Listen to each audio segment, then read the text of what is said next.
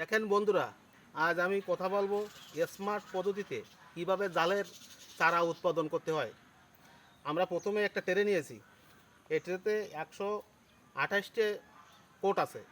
এখন এই কোটগুলো আমরা সর্বপ্রথম জৈব সার এবং কোকোপিট মিশ্রিত করে প্রথমে দেওয়ার পরে কিছুটা হালকা পানি দিয়ে ভিজিয়ে নেওয়ার পরে আমরা বীজগুলো মানে কল বীজ যেগুলো, সেই বীজগুলো রোপণ করেছি।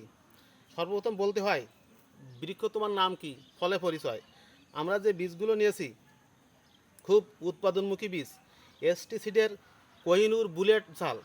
এই জাল থেকে যে চারাগুলো উৎপাদন হবে খুব বলিষ্ঠ আকারে উৎপাদন হবে। হ্যাঁ, তারপরে মনে করেন এই ঝাল গাছে সর্বনিম্ন 5 কেজি পর্যন্ত জাল হতে পারে আমরা আশা করি।